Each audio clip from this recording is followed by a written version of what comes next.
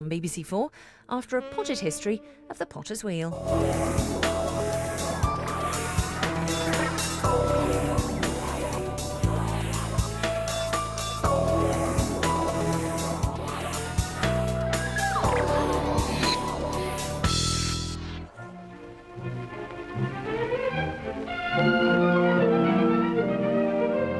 Throughout the 1940s and 50s, the BBC made dozens of interlude films to fill gaps in its television schedules. I liked them. They were nice and relaxing, pleasant music usually. Simple, unchallenging, soothing. These interludes remain a time capsule from an age when television was broadcasting's poor relation and the world a slower place.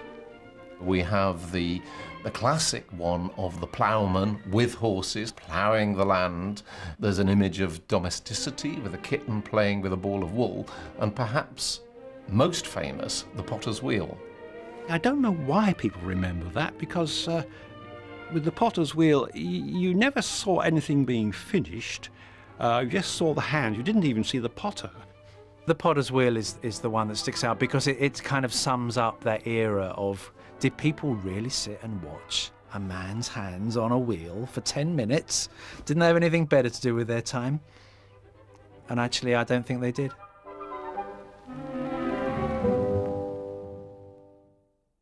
Vision and sound are on. The station goes on the air. A mighty maze of mystic magic rays is all about us in the blue. When television restarted transmission after the war, it found an audience both excited by and distrustful of its possibilities. To bring a new wonder to you. There was a great suspicion against this new medium that it was going to intrude into people's domestic lives, maybe even corrupt people, because it was so direct and, of course, associated the visual image with the spoken word or sound.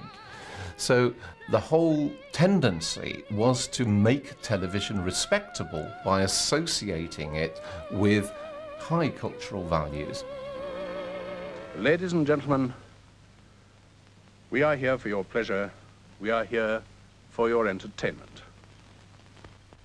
We hope to bring a smile to your lips, perhaps a tear to your eyes. We crave your indulgence. We beg your applause. We are your servants. That Chumley Warner voice does seem to imply that it was very much, we're going to tell you what's good for you. On this day, But translating the values of high art to the small screen was fraught with difficulties. There were lots of breakdowns, particularly at the beginning, because, the cameras were unreliable. We frequently lost all vision on a show or something, and so the announcer would have to go in and apologise and tell them to go and have a cup of tea. Jacko, could we please strike the greenhouse? If the play was live, and if there was a difficulty in changing cameras or the sets and that, things would stop for a bit. To fill these breaks, the first interlude films were commissioned, and from the start they had a keen sense of purpose. A gentleman called Philip Dorte, OBE, who was head of television films, basically described the interlude film as something which you're happy for the viewer can watch it quite happily, but must know that if he or she looks away, he won't miss anything. It was there virtually like we would use a screensaver today. It's to say, this isn't shut down, all you've got to do is kind of wait a minute or nudge it and it'll actually wake up again.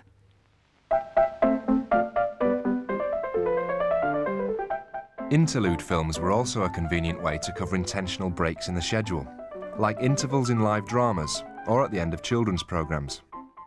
Well, there was this wonderful idea in the 1950s, which was that it would be only fair to parents who had the difficult job of tearing the child away from the television if television closed down for an hour between 6 and 7 o'clock in order for the parents to put their children to bed. And it became known as the toddler's truce. I bid you welcome. Or Sunday night on BBC was a live drama from 9 until 10:30. It might be Ibsen or Dickens or Chaucer, something like that. And it was all done live, and the players needed a break. They would literally have an interval like you would have in a theatre, and in that interval they would show an interlude film, and then they'd come back with part 2. We will pause a while for an interim ere we resume our entertainment.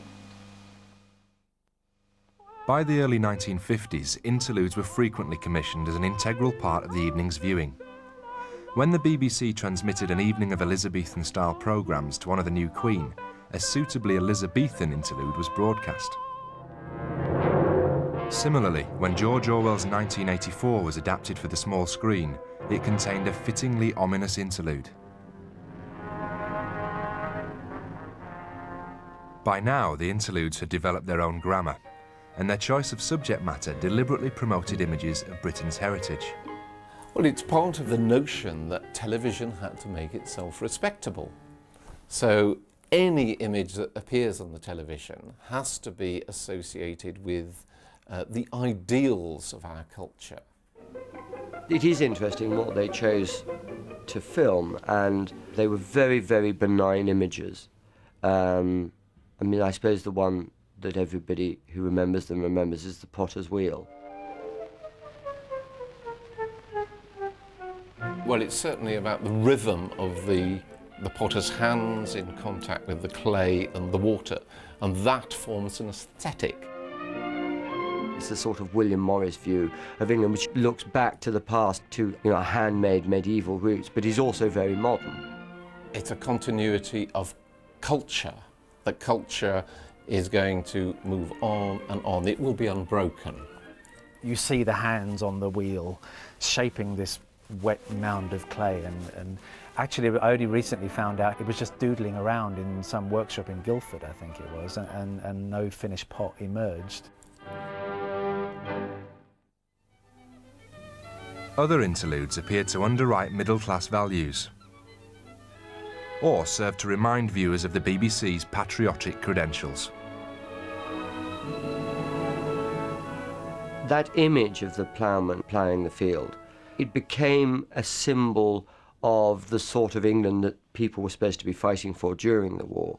And what all of the technology, all of the information, all of the education was there to look after was that this eternal England, this John of Gaunt's England, would go on and on and on forever. So I think the ploughman is a seminal image, but completely meaningless now.